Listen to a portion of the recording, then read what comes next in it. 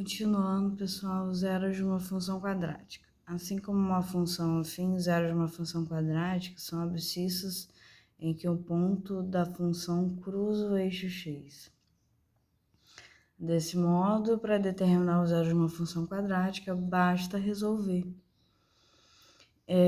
No caso, para determinar os zeros dessa função, a gente vai ter que igualar. A gente vai tirar o f de x e vai substituir por zero.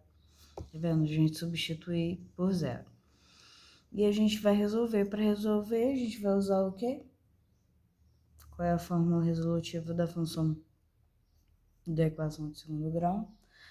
X é igual a b mais ou menos raiz de delta sobre 2 vezes a. Delta é igual a b ao quadrado menos 4 vezes a vezes c. Resolvendo isso daqui, baseado nessa fórmula que vocês viram no terceiro bimestre, vocês vão encontrar x1 e x2. Para verificar se a resolução está correta, substituímos na equação os valores x1 e x2. Não vejo necessidade de fazer isso, mas o livro quis fazer, tá vendo? Ele resolveu, para a sentença da verdadeira, tem que dar 0, 0 e x 0, 0.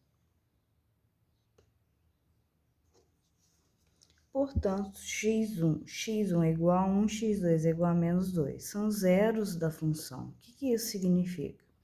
São onde o gráfico vai interceptar no eixo x.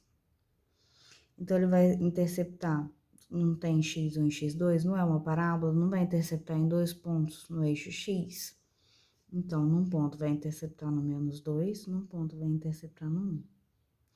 No exemplo apresentar, podemos notar que a parábola cruza o eixo x em dois pontos distintos. No entanto, há funções cuja parábola cruza o eixo x em apenas um ou em nenhum ponto, ou seja, funções que têm zeros iguais ou não têm zeros. Vamos ver alguns exemplos. Para determinar se uma função quadrática tem dois zeros distintos ou os dois zeros iguais ou não tem zeros, analisamos por delta. Delta é igual a b ao quadrado menos 4ac, chamados de discriminantes. Se delta for maior do que zero, a função tem dois zeros distintos. Se delta for igual a zero, significa que tem dois zeros iguais. E se delta for menor do que zero, não tem dois zeros. No caso, se delta for negativo, não tem zeros da função. Aí a parábola vai ficar dessa forma.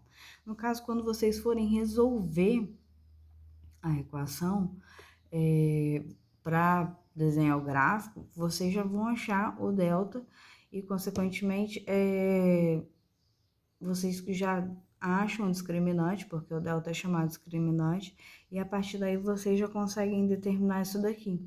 Se vão ter dois zeros distintos, se vão ter dois zeros iguais, ou se vão ter, se não vão ter zeros. Se tiver dois zeros distintos, vão interceptar em dois pontos. Se tiver dois zeros iguais, em apenas em um ponto. Se não tiver zeros, não vai interceptar em nenhum ponto, certo? Agora vamos determinar os zeros da função g, dada por g de x igual a menos x ao quadrado mais 4x menos 3. Primeiro, a é menos 1, b é 4, c é menos 3. Aqui a gente consegue determinar o quê?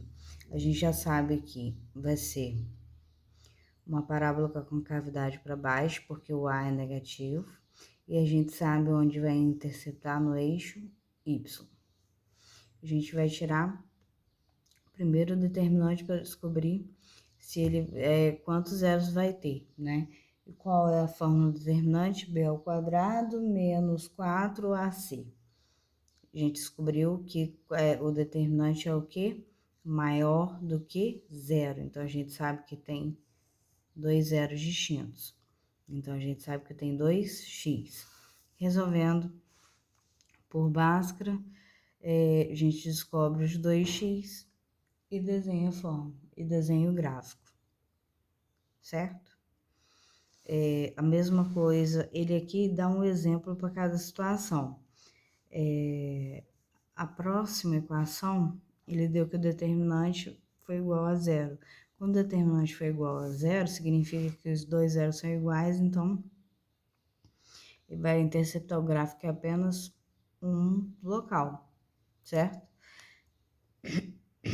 Então, os 2x vão ser iguais, vai ser menos 1, nesse caso aqui, quando ele achou x1 e x2, eles foram iguais. Onde iria interceptar o com a cavidade para cima, porque é positivo, onde iria interceptar o eixo y no mais 1. E no último caso aqui, o nosso delta foi negativo, então ele não vai interceptar no eixo x, certo? Se não vai interceptar no eixo x, não vai ter x1 e x2. A gente sabe que ela é uma parábola voltada para cima, e a gente sabe que vai interceptar no eixo, no y, no 3. Para agora em aula, na página 130, escreva as coordenadas dos pontos de intersecção do gráfico de cada função com do eixo y. Como assim? Onde vai interceptar no eixo y? Então, muito tranquilo, vocês vão olhar, né, e vão justificar. Na 2, ele pede, cada item apresenta o gráfico de uma função f de x dada.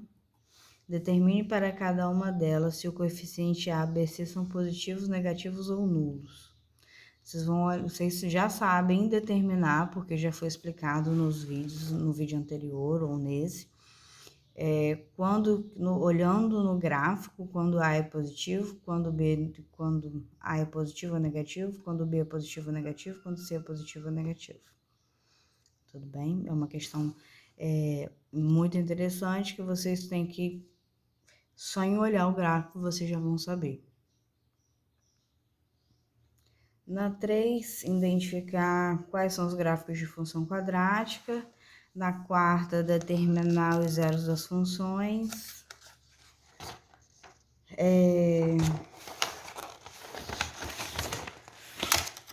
Na 5ª questão, analisar os discriminantes. E na 6ª questão é um desafio, certo?